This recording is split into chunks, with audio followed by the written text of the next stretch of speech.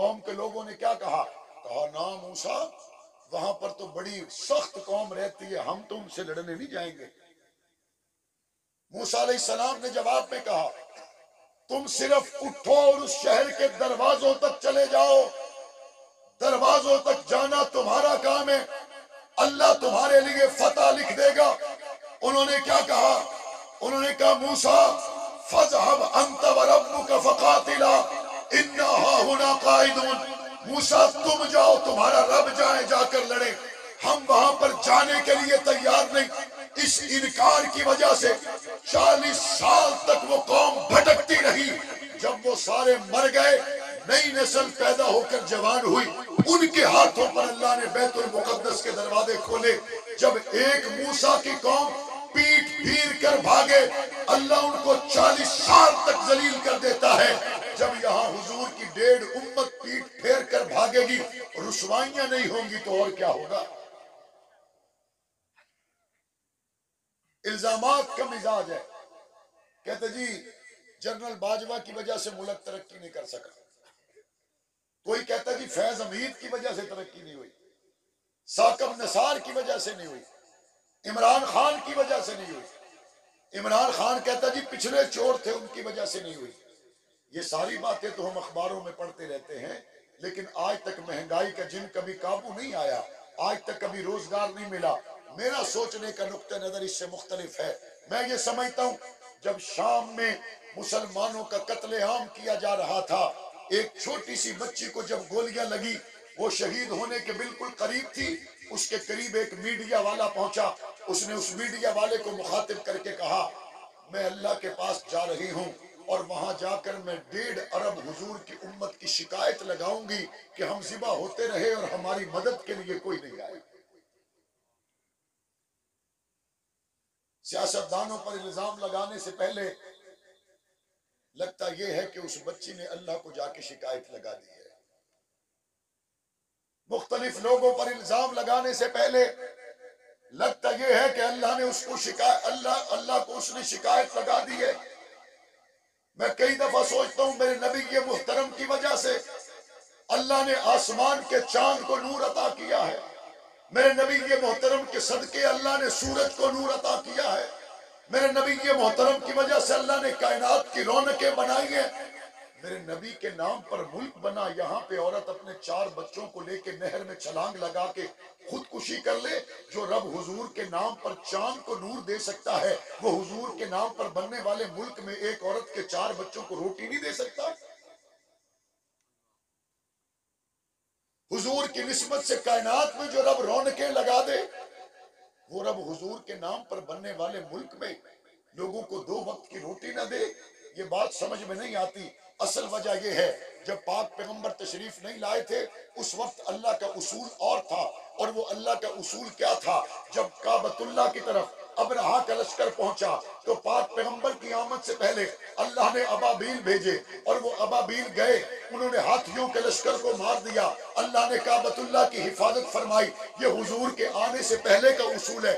یاد رکھیے جب حضور تشریف لے آئے اب اللہ نے اصول کو بدل دیا، اب اللہ ابابیل نہیں بھیجے گا۔ اب قرآن مجید میں اصول یہ ہے یعذبہم اللہ بایدیہم، اب اللہ کا اصول یہ ہے کہ دشمنان دین کو اللہ عذاب دے گا، لیکن ابابیلوں سے نہیں، تمہارے ہاتھوں سے دے گا۔ اور ہاتھوں سے عذاب دینے کی عملی مثال، جب ایک طرف 1000 کا لشکر تھا، دوسری طرف 313 تھے، اللہ نے دکھایا یا نہیں دکھایا؟ دکھایا یا نہیں دکھایا؟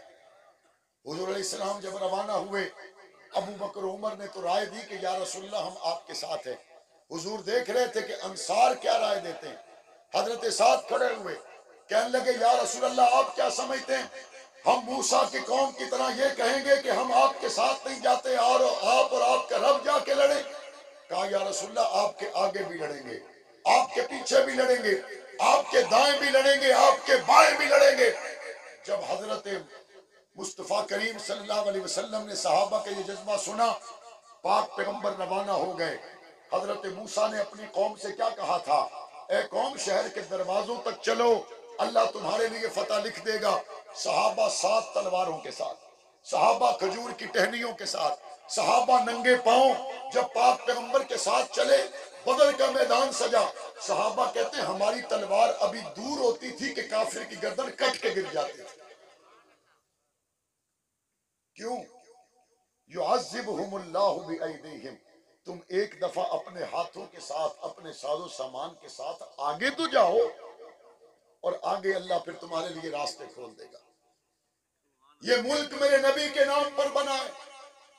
3 ہفتے پہلے آپ نے اخبارات میں پڑھا ہوگا، پاکستان نے ایک میزائل کا کامیاب تجربہ کیا، اور اس میزائل کا نام ہے ابابیل۔ حضور کی تشریف آوری سے پہلے اللہ نے ابابیل بھیجے کعبۃ اللہ کی حفاظت کے لیے۔ اب حضور کی امت کے لیے اللہ کا اصول یہ ہے، یعذبہم اللہ بایدیہم، اللہ تمہارے ہاتھوں سے ان کو عذاب دے گا۔ الحمدللہ اللہ نے ہمیں ملک بھی عطا کیا اور ہاتھ بھی وہ عطا کیے۔ ان ہاتھوں نے ایٹم بم بنا دیا، ان ہاتھوں نے غوری میزائل بنا دیا، ان ہاتھوں نے ابابیل میزائل بنا دیا۔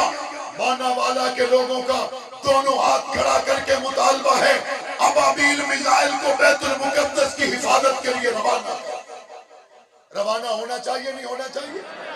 ابابیل میزائل کو بیت المقدس کی حفاظت کے لیے جانا چاہیے، نہیں جانا چاہیے؟ اور اگر کوئی بیت المقدس کے لیے کھڑا نہ ہوا، کل مسجد نبوی کے لیے بھی کھڑے نہیں ہوں گے۔ بیت المقدس کے لیے اگر کھڑے نہ ہو سکے، کعبۃ اللہ پہ خدا نخواستہ ایسا وقت آیا تو تب بھی کھڑے نہ ہو سکیں گے۔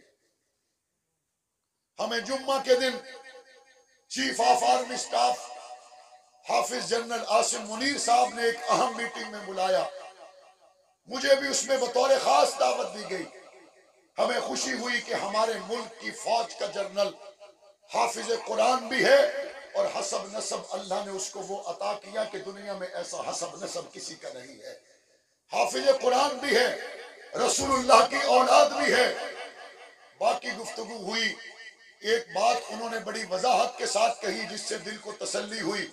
انہوں نے کہا باہر یہ افواہیں گردش کرتی رہتی ہیں کہ شاید پاکستان کا اسرائیل کے لیے کوئی نرم گوشہ ہے، پاکستان کبھی بھی اسرائیل کو تسلیم نہیں کر سکتا۔